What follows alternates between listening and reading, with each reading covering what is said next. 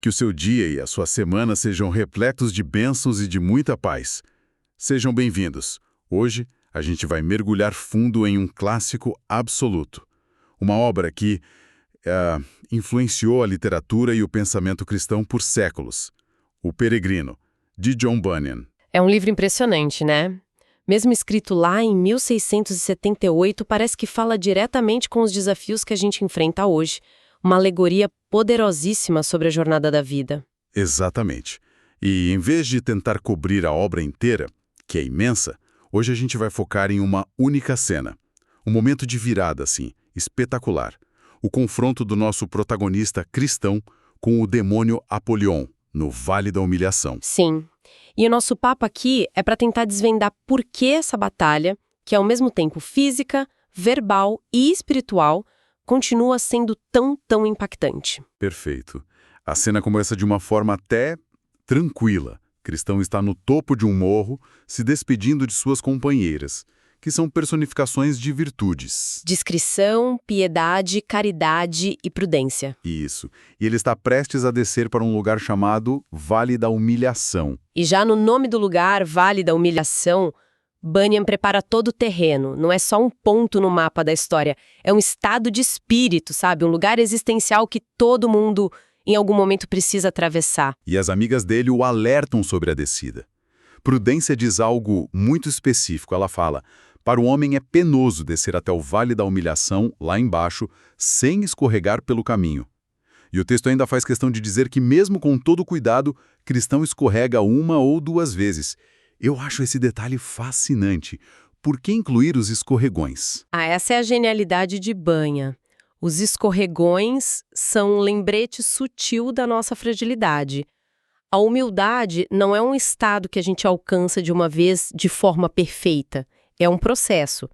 Descer para esse vale significa confrontar o próprio orgulho e, nesse caminho, é natural tropeçar. Entendi. O autor está nos dizendo que a perfeição não é assim um pré-requisito para a jornada. A perseverança, sim. Cada escorregão é uma pequena lição de humildade antes mesmo do grande teste. Faz todo sentido. Ele não chega lá como um herói impecável, ele chega como alguém que já tropeçou. E aí, as amigas dão a ele umas provisões. Pão, vinho, umas passas. Ele se despede e desce sozinho para o vale. E é nesse momento que a atmosfera muda. Muda completamente. A solidão e o silêncio do vale são quebrados de repente. O texto constrói essa falsa sensação de calmaria para, de repente, apresentar um maior desafio que Cristão enfrentou até então. E que desafio, hein? Ele avista um demônio asqueroso vindo na direção dele. O nome é Apolion, que em grego significa o destruidor. E a descrição é puro terror medieval. Coberto de escamas de peixe, que o texto diz que são o seu orgulho, asas de dragão, patas de urso. E da barriga dele saíam fogo e fumaça. Boca de leão. É uma imagem feita para ser monstruosa. Exato. É a personificação de tudo aquilo que é ameaçador e contrário à jornada espiritual. Não é um inimigo sutil. É uma força bruta, intimidadora, desenhada para causar pânico na hora. E causa. A primeira reação de Cristão é medo puro. Ele pensa em voltar, em fugir. Mas aí ele se lembra de um detalhe crucial sobre si mesmo, sobre o equipamento que ele carrega. Ele não tem armadura nas costas. E essa imagem é poderosíssima, não é? É o ponto central de toda a cena. A armadura na simbologia cristã é a armadura de Deus, a fé, a justiça, a salvação. Bunyan está dizendo algo fundamental sobre comprometimento. Ao não dar a cristão uma proteção para as costas, ele remove a retirada como uma opção segura. É como queimar as pontes depois de atravessar o rio. Exatamente. A coragem de cristão aqui não nasce da ausência de medo. Ele está apavorado. A coragem nasce da análise estratégica e espiritual. Recuar o deixaria totalmente exposto aos dardos flamejantes do inimigo. A única maneira de se manter seguro é continuar em frente, de peito aberto para a batalha. Que virada de perspectiva. Bunyan nos ensina que, em certas jornadas da vida, o maior perigo não está no obstáculo à frente, mas na tentação de desistir e voltar. Então ele decide ficar e lutar. Mas a batalha não começa com espadas. Começa com palavras. É uma guerra psicológica primeiro. Sim. E a primeira tática de Apolion é um ataque direto à identidade de cristão. Ele pergunta: de que país você é e para onde vai? Quando o cristão responde que veio da cidade da destruição, Apolion já reivindica posse sobre ele. Ele diz basicamente: você é meu súdito, você nasceu no meu território. Ele tenta prender o cristão ao passado, às origens. É uma tática muito comum, essa de dizer você sempre foi assim, não pode mudar. Exato. E a resposta de cristão é brilhante. Ele não nega a origem dele. Ele diz: sim, eu nasci lá, mas ele imediatamente redefine a sua condição. Ele explica que o serviço naquele reino era ruim e que o salário do pecado é a morte. Ele reconhece o passado, mas se recusa a ser definido por ele. Vendo que isso não funciona, Apolion muda de tática. Ele passa da ameaça para a sedução. Oferece a cristão as melhores recompensas do reino dele se ele simplesmente voltar. É a tentação clássica, né? Se a intimidação não funciona, tente a barganha. Ofereça poder, prazer, segurança. Mas cristão já está comprometido. Ele afirma a lealdade ao novo rei, o rei dos príncipes. Apolion, então, usa um argumento que, para mim, é o mais perigoso de todos. Ele diz que muitos que prometeram servir a esse novo rei acabaram desistindo e voltando para ele. Ele joga na cara de cristão o fracasso dos outros. E isso é psicologicamente genial por parte de Banya, porque é uma tentação universal. Quantas vezes a gente não pensa em desistir de algo porque vimos outras pessoas falharem? Pois é. Apolion está plantando a semente da dúvida, dizendo: você se acha especial? Olha quantos já tentaram e falharam. Você vai ser o próximo. Mas a resposta dele é de uma lealdade inabalável. Ele diz: já confiei a ele a minha fé, e a ele jurei fidelidade. Só que aí, Apolion lança seu ataque verbal mais devastador. Ele para de falar dos outros e começa a listar as falhas do próprio cristão. Ele vira um promotor implacável. Joga na cara dele todos os erros desde o início da jornada. O desânimo no pântano do desânimo, a vez que ele dormiu e perdeu o pergaminho. O medo que ele sentiu dos leões. Exato. Ele basicamente diz: você se diz leal, mas você é um fracasso. Você é um hipócrita. E aqui vem o momento que eu acho mais surpreendente de todo o diálogo. A gente espera que cristão negue, que se justifique, que diga não foi bem assim, mas ele faz o oposto. Ele diz: tudo isso é verdade, e muito mais que você não mencionou. Isso é totalmente contraintuitivo. Por que admitir a culpa é a estratégia certa aqui? Porque ele desarma completamente o acusador. A principal arma de Apolion é a acusação, que se alimenta de vergonha e culpa.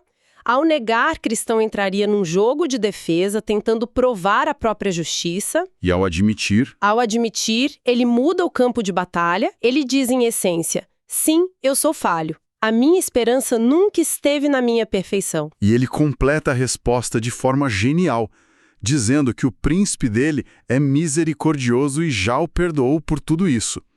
E ainda dá uma estocada final. Ele diz que muitas dessas fraquezas ele aprendeu na própria terra de Apolion. Exatamente. Ele transforma a acusação em um testemunho da graça. A defesa dele não é eu não fiz isso, é eu fiz, mas fui perdoado. Isso é uma virada teológica crucial e deixa Apolion sem argumentos. Sem poder vencer com palavras, Apolion explode em fúria. A conversa acaba ali. Ele se agiganta, bloqueia o caminho e grita: prepare-se para morrer, pois juro que você não irá mais longe. A violência é o último recurso de quem perdeu no campo das ideias. Apolion lança um dardo flamejante, mas cristão consegue se defender com o escudo. A batalha que se segue é descrita como longa, brutal, durando metade de um dia. Cristão é ferido na cabeça, na mão, no pé, ele fica exausto. O texto descreve vividamente o desgaste. Bunyan quer que o leitor sinta o peso do combate, a dor, o cansaço extremo. Não é uma vitória fácil, gloriosa. É uma luta de resistência. E aí vem o clímax da batalha, o momento de maior desespero. Numa luta corpo a corpo, Apolion consegue derrubar cristão. O golpe é tão forte que a espada de Cristão voa para longe. Esse momento é o ponto mais baixo. A perda da espada é muito simbólica. Na teologia que inspira o livro, a espada do Espírito é a palavra de Deus. Perder a espada É perder, naquele instante, a principal arma de ataque e defesa espiritual. Humanamente falando, a esperança acabou ali. é o fim. Apolion grita, vão matá-lo agora, e começa a sufocá-lo. Cristão está prestes a morrer. Mas então, o que o texto chama de graça de Deus acontece. Enquanto Apolion se prepara para o golpe final, Cristão, num último esforço, consegue estender a mão e pegar a espada de volta. E o que ele faz em seguida é incrível. Ele não ataca em silêncio, ele ataca com uma declaração de fé. Ele cita as Escrituras, o profeta Miqueias, e brada: não se alegre com a minha desgraça, ó inimigo meu. Embora eu tenha caído, eu me levantarei. Que cena! Ele está no chão, quase morto, mas a voz dele proclama a vitória. Com essa frase, ele desfere um golpe que fere Apolion. Vendo o demônio recuar, ele se levanta e ataca de novo, citando outra passagem de Romanos. Mas em todas estas coisas, somos mais que vencedores por meio daquele que nos amou. E é essa segunda declaração que põe Apolion em fuga. A vitória não veio da força física de Cristão, que estava esgotada. Veio da capacidade dele de, no momento de fraqueza absoluta, se agarrar à sua fé, simbolizada pela espada e pelas palavras que ele profere. Exato. A vitória não é creditada a ele mesmo, mas àquele que nos amou. Essa é a tese central da obra de Bunyan. Diante disso, Apolion abre as asas de dragão e foge. E o texto diz que Cristão não ouviu mais. A batalha terminou. E o que se segue é uma cena de alívio e recuperação. Sim, e a recuperação é tão importante quanto a batalha em si. Mostra o que acontece depois da provação. Primeiro, Cristão recita um pequeno poema de agradecimento. Depois, algo milagroso acontece. Surgiu uma mão misteriosa que lhe trazia algumas folhas da árvore da vida. Ele as aplica nas feridas e é curado na hora. A árvore da vida é uma referência direta ao Gênesis e ao Apocalipse. É um símbolo da cura e da vida eterna que vem diretamente de Deus. A cura dele não é natural, é sobrenatural. Depois de curado, ele finalmente usa as provisões que recebeu lá em cima. Come o pão, bebe o vinho, recupera as forças, e aí ele retoma a jornada. Mas com uma diferença notável. Agora, ele caminha com a espada na mão, em constante vigilância. E esse é o ciclo completo. A batalha, a vitória pela graça, a cura divina, o sustento espiritual e, por fim, uma prontidão renovada. A vitória não o tornou relaxado. Pelo contrário, a experiência tornou mais ciente dos perigos. Ele venceu, mas sabe que a jornada não acabou. Ele está mais forte, mas também mais sábio e vigilante. Essa luta de Cristão com Apolion é sem dúvida uma das metáforas mais poderosas da literatura.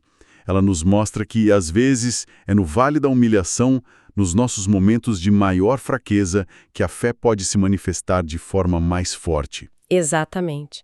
E que a perseverança não depende da nossa própria força, mas de onde escolhemos colocá-la. E isso nos deixa com uma reflexão final, voltando ao início da cena. A armadura de Cristão não tinha proteção para as costas, o que o forçou a sempre encarar o perigo de frente. O que isso sugere sobre os caminhos e as convicções que a gente escolhe na vida?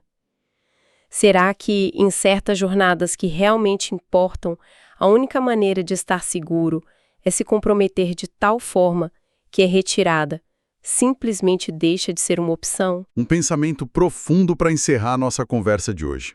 Na nossa próxima análise, continuaremos a acompanhar Cristão para descobrir o que o espera depois do Vale da Humilhação.